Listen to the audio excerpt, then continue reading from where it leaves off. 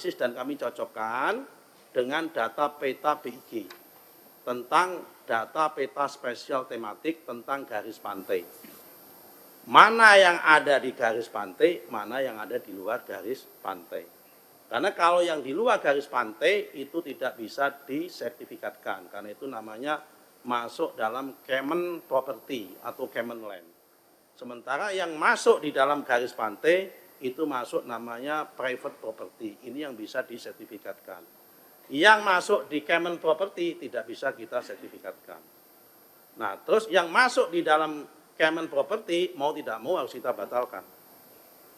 Yang masuk di private property sepanjang prosedurnya benar, bukti juridisnya benar, ya tidak kita batalkan. Yang masuk di dalam garis pantai. Nah, karena itu next selanjutnya, langkah selanjutnya adalah setelah kita cocokkan, ada yang kita batalkan. Ya kan, pembatalan hak atas tanah.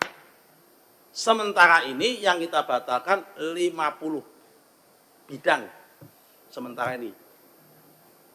Ya kan, dari 263 dan 17. Yang kita batalkan 50. Sisanya apa? Sedang berjalan, masih kita on progress, kita cocokkan.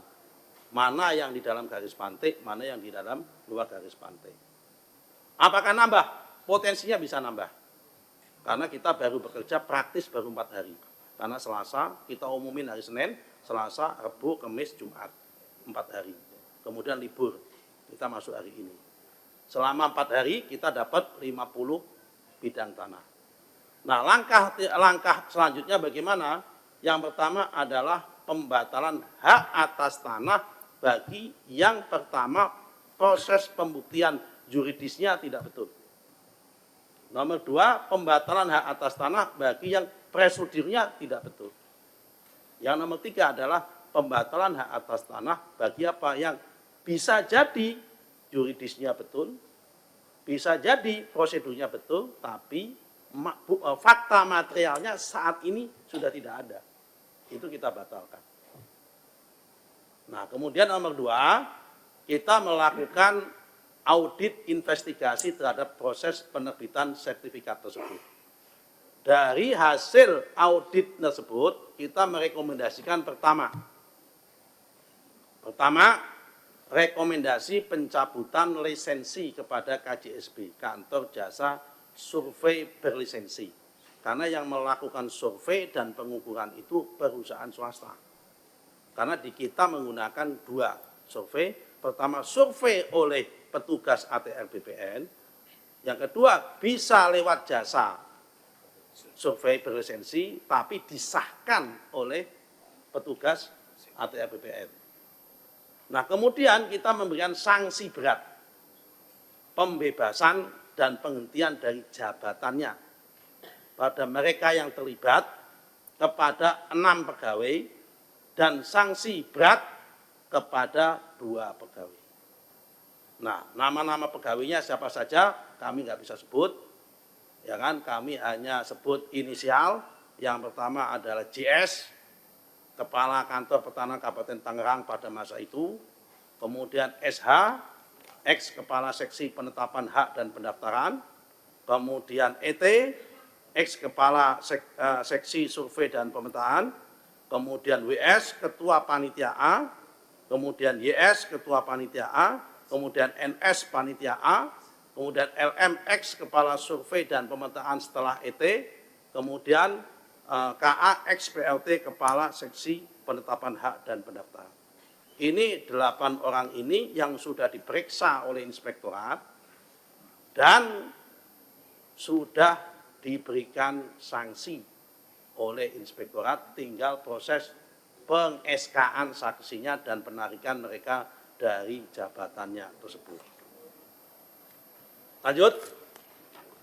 Nah, berdasarkan Permen ATR BPN nomor 16 tahun 2022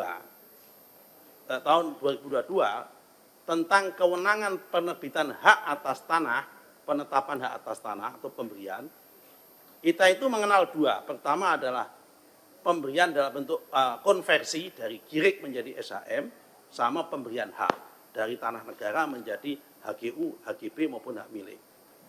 Nah, hampir semua proses yang terjadi ini prosesnya adalah konversi dari girik. Rata-rata giriknya tahun 1982. Jadi ini tidak pemberian hak baru. Ini adalah konversi hak girik. Nah, supaya tidak liar, memang di kita ini mengandung ataupun menganut prinsip full delegasi. Pendelegasian sampai tingkat bawah, wilayah, dan kewenangan pusat. Jadi di sini kami jelaskan hak milik perorangan atas tanah yang luasnya tidak lebih dari 50.000 meter dan tanah non pertanian yang luasnya tidak lebih dari 5.000 meter. Jadi kalau hak milik perorangan tanah pertanian yang luasnya tidak lebih dari 50.000 meter, 5 hektar, dan tanah non pertanian yang luasnya tidak lebih dari 5 meter, itu 5.000 meter itu adalah kewenangan mutlak dari kantor pertanahan. Jadi dalam hal ini adalah kewenangan mutlak dari kantor kewenangan Tangerang. Kemudian hak guna bangunan HGB perorangan yang luasnya sampai dengan 10.000 meter atau 1 hektar. Kemudian hak guna bangunan badan hukum yang luasnya sampai dengan 30.000 meter.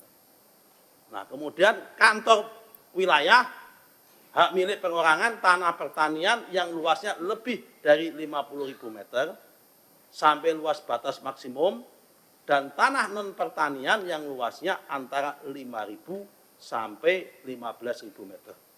Kemudian hak guna bangunan perorangan lebih dari 10.000 meter sampai 20.000 meter. Kemudian 3 hak guna bangunan badan hukum yang luasnya dari 30.000 meter sampai 250.000 meter.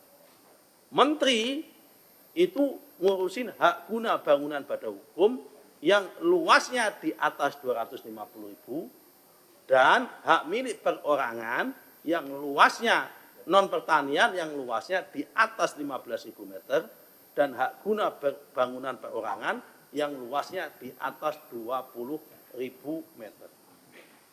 Ini yang ditangani oleh Menteri. Lanjut.